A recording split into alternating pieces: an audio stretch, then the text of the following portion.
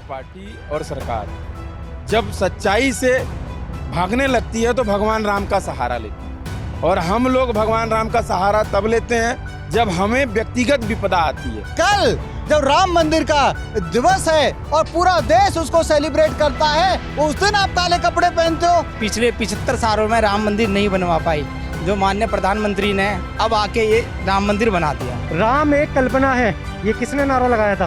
कांग्रेस ने नारा दिया था। बीजेपी के लोगों को कि नैया रामे जी पार लगाते हैं।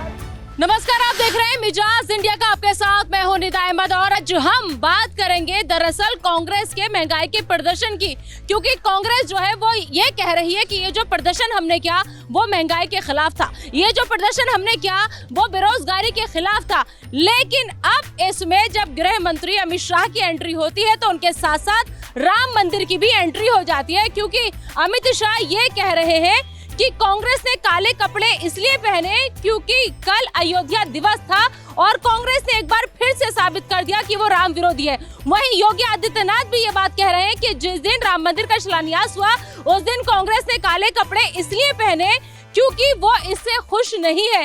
तो क्या वाकई में कांग्रेस का जो प्रदर्शन है महंगाई को लेकर वो राम मंदिर का अपमान है? क्या वो राम भक्तों का अपमान है, या फिर महंगाई और बेरोजगारी के मुद्दे पर राम मंदिर की एंट्री नहीं होनी चाहिए? कम से कम राजनीति को धर्म की सियासत से दूर रखना चाहिए। इसी पर जानेंगे आज इंडिया का मिजाज। मेहमानों का पैनल हमारे साथ जुड़ा हुआ है। इनके अलावा हमारे साथ आम जनता भी यहाँ की जुड़ी हुई है। जनता के पास भी जाएंगे, जनता से भी पूछेंगे कि महंगाई के खिलाफ वो इस प्रदर्शन को कैसे देखते हैं। क्या वाकई में सियासत में धर्म की एंट्री होनी चाहिए, या फिर एक बार फिर से राम मंदिर का मुद्दा जो है वो आने वाले वक्त में और ज्यादा उठेगा? आइए सबसे पहले आप सभी का तारुफ अपने मेहमानों से करा देती हूँ। हमारे साथ बीजेपी की तरफ से यहाँ पर मौजूद है हेमचंद शर्मा साहब। शर्मा जी, बहुत बहुत स्वागत है आपका। इनके अलावा हमारे साथ अरुण त्रिपाठी जी, जो कि कांग्रेस के नेता है, वो भी हमारे साथ जुड़े हुए हैं। आइए सबसे पहले मैं आप ही के पास आऊंगी शर्मा साहब। देखिए, क्या लगता है कि कांग्रेस जिस प्रदर्शन को महंगाई के खिलाफ बता रही थी, बेरोजगारी के खिलाफ बता रही थी, और आप लोगों ने 1 मिनट में उसे राम मंदिर से जोड़ दिया? देखिए, 5 अगस्त को हम सब जानते हैं भगवान राम के मंदिर राम मंदिर का शिलान्यास हुआ था, और 2 साल से, इस साल ही नहीं पिछले साल भी इन्होंने काले कपड़े पहन के ये अपराध किया था। इनको राम से नफरत है, हम सभी जानते हैं। भगवान राम के अस्तित्व को कांग्रेस ने कोर्ट में भी नकारा, राम सेतु के अस्तित्व को नकारा, और इनकी जब तक सत्ता रही इन्होंने सुनिश्चित किया कि राम मंदिर बने नहीं, वो लटकता रहे, वो भटकता रहे, और दोनों समाज में डिवीजन बना रहे। और आज भी जो इनकी तुष्टीकरण की राजनीति है उसको छोड़ नहीं पा रहे हैं, और उसके तहत भगवान राम का अपमान कर रहे हैं और सभी देशवासियों का अपमान कर रहे हैं कि राम में आस्था सबकी है। कुछ 2-4 लोग हो सकते हैं, लेकिन देश के हर धर्म के लोग राम में अपनी आस्था मानते हैं। लेकिन कांग्रेसी तुष्टीकरण की वजह से ये काम अपराध, जघन्य अपराध करने का कोशिश कर रहे हैं। अरुण जी, आपके पास आऊंगी, कांग्रेस का रुख जानूंगी, लेकिन जनता से एक सवाल आ रहा है, पहले उनसे जरा सवाल ले आते हैं जी।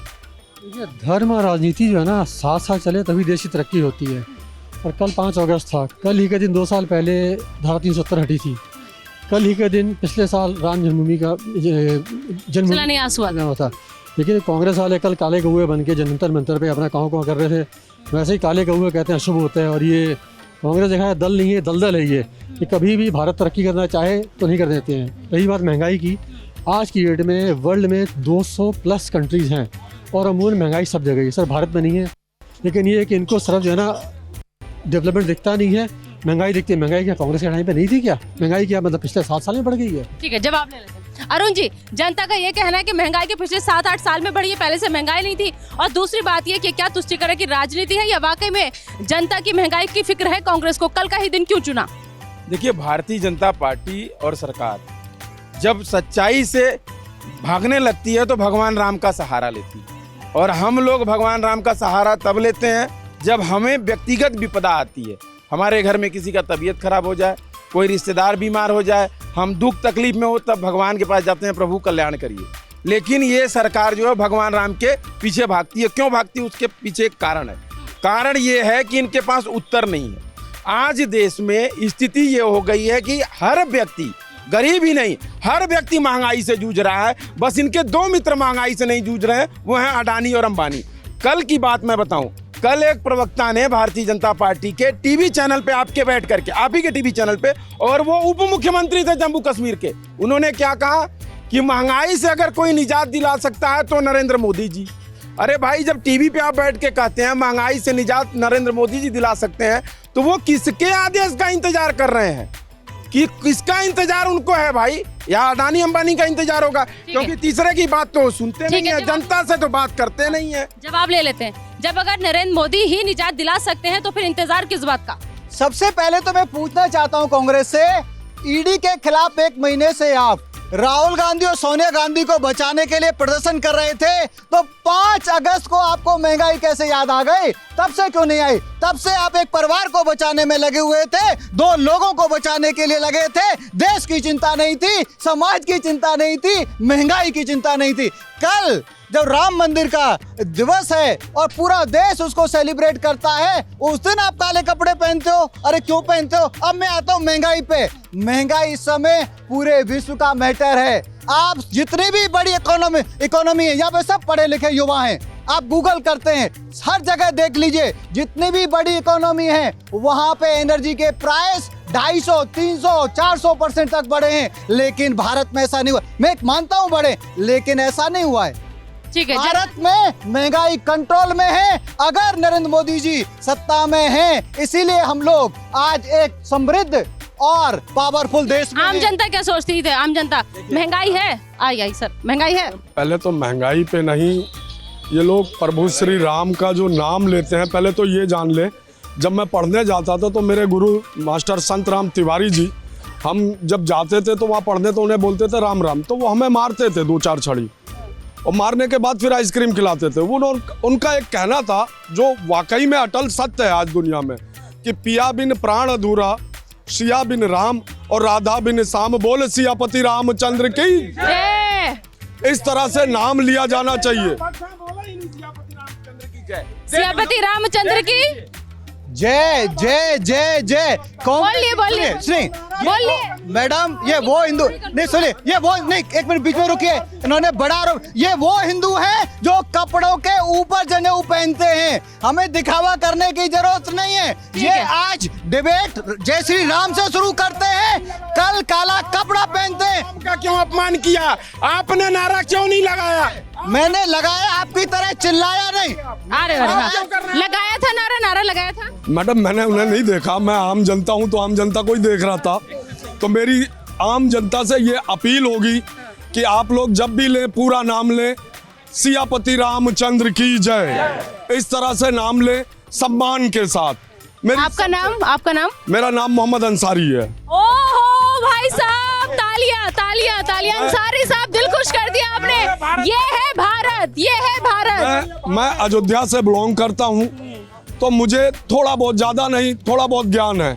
इसलिए मेरी हाथ जोड़ के सबसे निवेदन है कि पहले तो सम्मान के साथ नाम लेना सीखें। जिस दिन आप सम्मान के साथ नाम लेने लगेंगे, उस दिन आप हर चीज से ऊपर उठ के आ जाएंगे। ये राजनीति हो रही है, क्योंकि उन्हें अपनी महंगाई से बचना है, तो जवाब नहीं है, तो राहुल गांधी और जय श्री राम के पीछे वो आएंगे।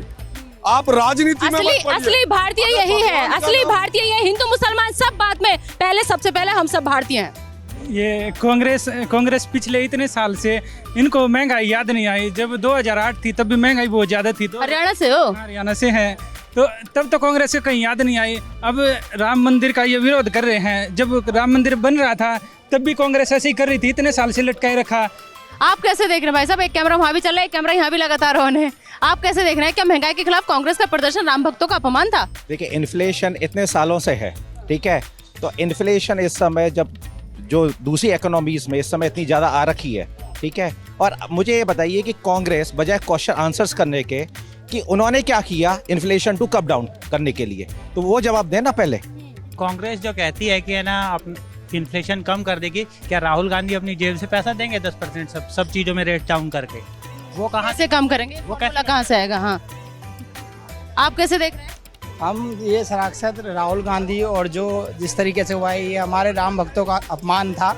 हमने कांग्रेस की सरकार ने पिछले 75 सालों में राम मंदिर नहीं बनवा पाई, जो माननीय प्रधानमंत्री ने अब आके ये राम मंदिर बना दिया। चाहे वो अयोध्या के अंदर हो बाबरी मस्जिद भी हमारी बनेगी और जो आगे सारे हमारे जो हिंदू के लिए सारे मंदिर बनेंगे। और महंगाई बाबरी मस्जिद हिंदुओं के लिए बनेगी? महंगाई के मुद्दे की बात आती है तो महंगाई के साथ साथ पब्लिक को ये भी देखना चाहिए हमारी जैसी भी मतलब महंगाई के साथ साथ प्रधानमंत्री ने हमारे लिए क्या क्या करा है। और केजरीवाल सरकार ने हमारे लिए बहुत सारी नाकामियां भी करी हैं। फ्री वाईफाई का वादा दिया, 500 नए कॉलेजेस का वादा दिया जिसमें एक कॉलेज भी नहीं खोला उसने।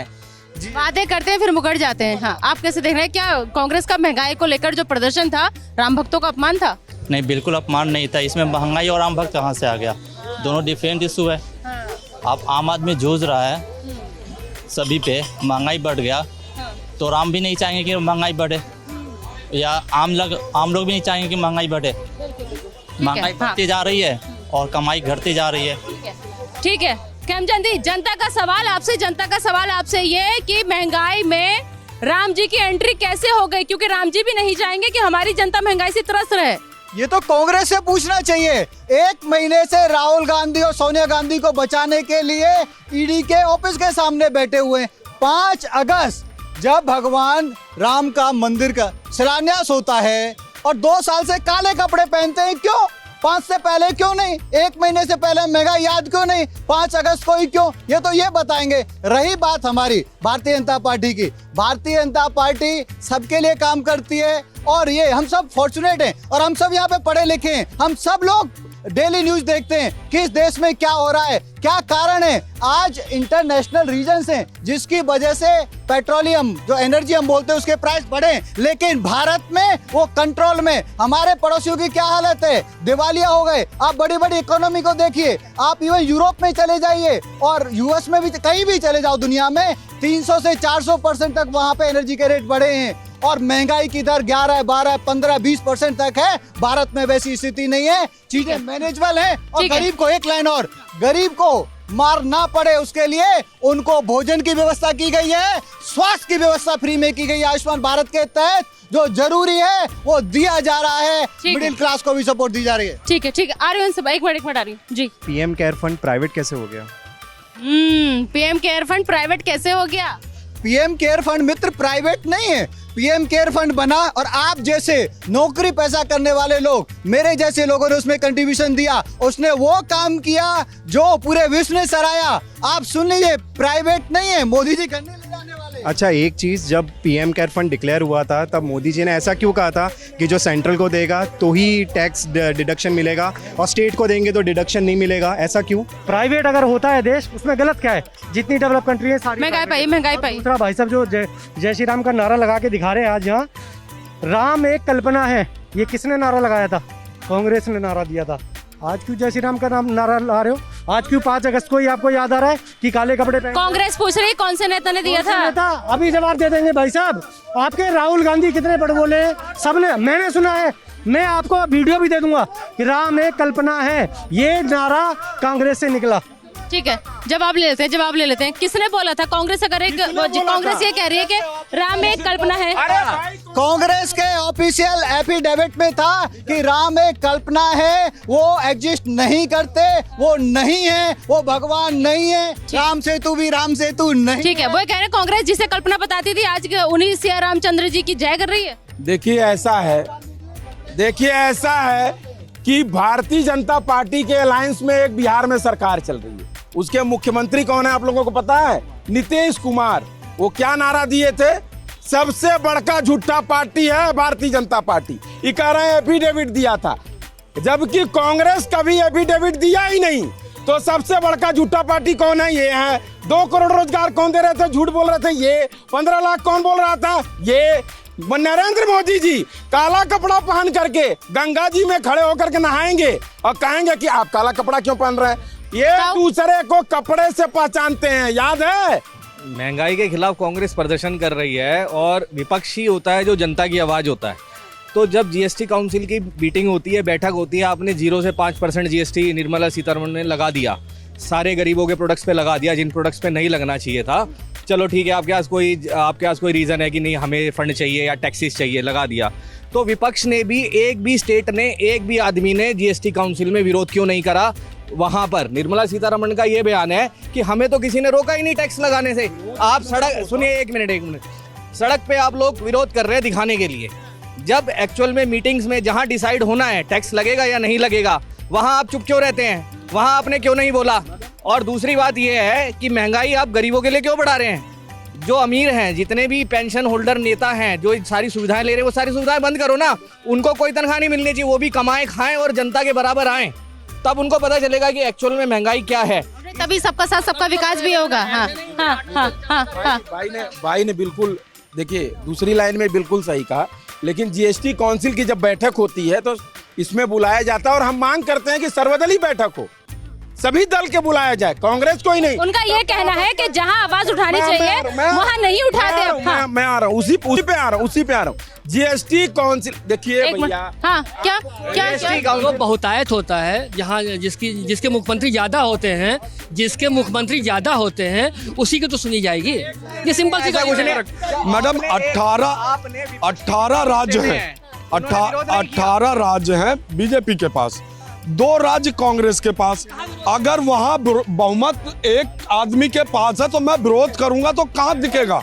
और दूसरी चीज अगर भाई साहब ने कहा कि अभी 1 महीने से राहुल गांधी या सोनिया गांधी जो ये बात कर रहे हैं, क्या महंगाई के मुद्दे पे जो सत्ता पक्ष में है सवाल उससे पूछा जाएगा या जो विपक्ष में उससे पूछा जाएगा?